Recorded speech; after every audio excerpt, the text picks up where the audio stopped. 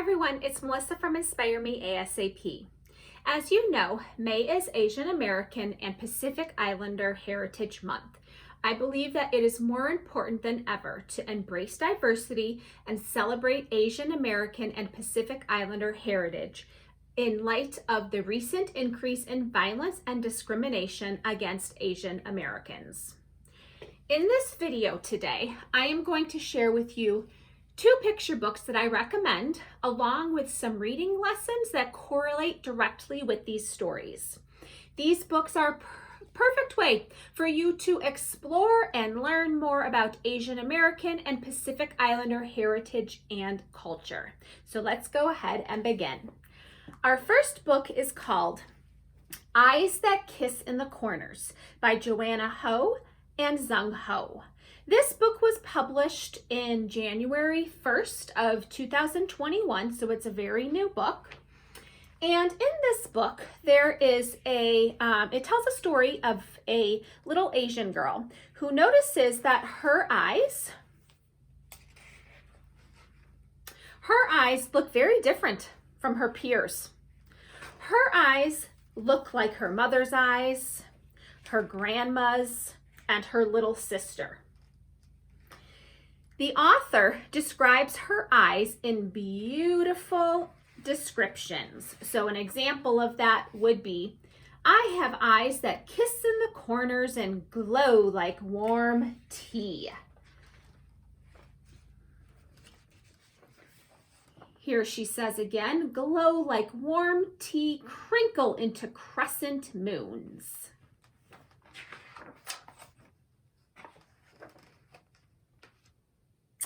The young girl sees the stories of the past, the love, and the hope for the future in her grandma's eyes, in her mother's eyes, and in her sister's eyes. By the end of the story, she realizes her own beauty and she begins her own journey into confidence, having confidence, and really developing that self-love. And the story ends by the little girl realizing that she herself is beautiful. My eyes that kiss in the corners and glow like warm tea are a revolution. They are me and they are beautiful. There's a couple of reading lessons that you can teach your students that go along beautifully with this book. So one lesson that you might want to teach your students is about the author's message. You can pose the question, boys and girls, what does the author want us to know after reading this book? What is the important message about this story? And you can have a discussion that the author's message is to recognize your own beauty and your own strength and to celebrate that. Love all the parts of who you are and all the parts that make you unique and that make you, you. You can find evidence in the text that proves the author's message.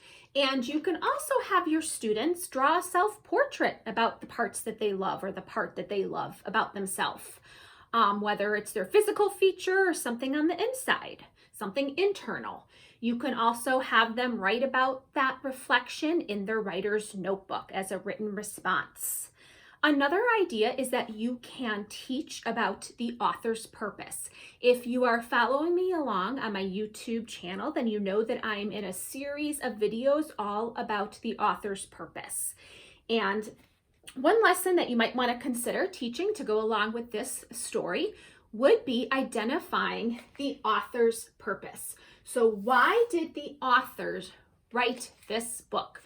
Did the authors write this book to persuade, inform, or entertain us, and then finding evidence to prove how we know? One other reading lesson that you might want to consider is a compare and contrast lesson. A compare and contrast lesson would encourage readers to reflect upon and observe the cultural representation of the characters, the settings and the events in the story while making connections to their own culture. So for example, students can make a Venn diagram. You can do this as a whole class, or students can do this independently. And the Venn diagram can be about the characters in the story and comparing their personality, things that they notice about their likes, things that their interests, their physical traits about those characters in the story, and how do those compare to us? How does that compare to the students? How can the students identify the similarities and the differences with the characters in the book? Another example would be that you could do the same thing for the setting of the story. So you can again go back to the book, identify the setting of the story by describing the neighborhood, the home, the community, really studying those illustrations and comparing what they notice in the story to their own world. Let's move on to the next story. The next story is called Yasmin the Superhero, written by Sadia Faraki. And this is an author, if you look in the back of the book, it has a little bio about her, about the author. She is a Pakistani American writer, and it gives a little description about some of the other important work that she does. This is a rather new beginning chapter book series geared towards beginning readers. However, it is something that I think a lot of students, regardless of their grade or age, will be able to enjoy and really identify with. So this tells the story. Well, I like this book, first of all, for several reasons. It tells the story about superhero Yasmin. And she has a cape and she has a mask. Everything that a superhero would have, right? But in the story, she's looking for a villain to defeat. And so she goes throughout the story doing some random acts of kindness to help her neighbors and to help people with some of the problems that they have in the neighborhood, such as the bag of groceries falling while she runs right up to help Mrs. Winters pick those up, but she's still searching for that villain to defeat. Well, at the end of the story, she realizes, oh, wait a minute. Evil villains, her dad helps her figure out, they're only in storybooks. In real life, you are a superhero. In real life, superheroes are the ones who go out of their way to be kind and helpful.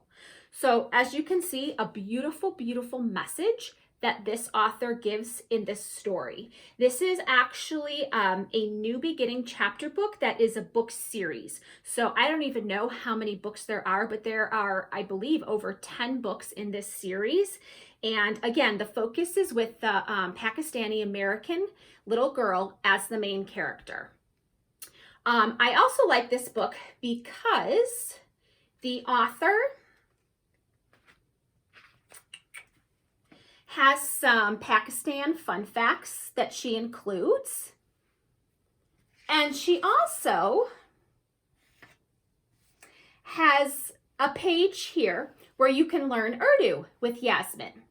And the author writes that Yasmin's family speaks both English and Urdu. Urdu is a language from Pakistan. Maybe you already know some of these words. So with your students, you can introduce some of these words and some new vocabulary that would be, for example, something they might be familiar with. Father would be Baba.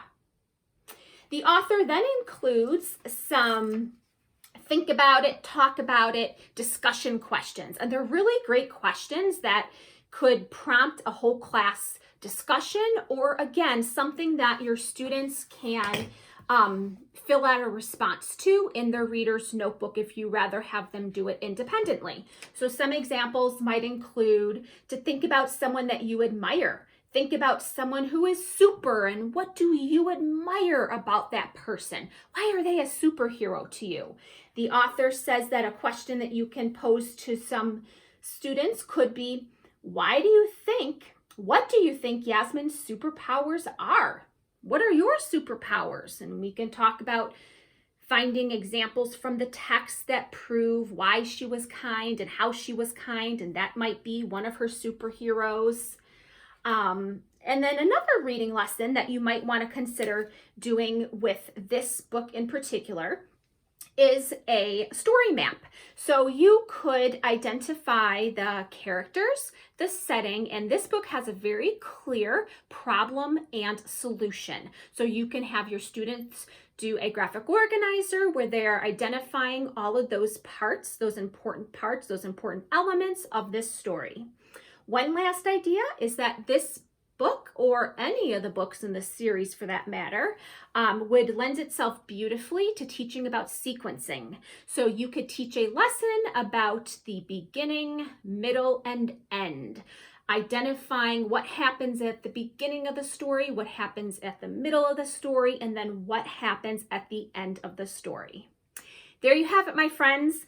I sure hope that you are able to be inspired and check out these own books, share these books with your own students, and use these lessons in your own classroom. Make sure you hit the subscribe button so you don't miss any of my other future videos.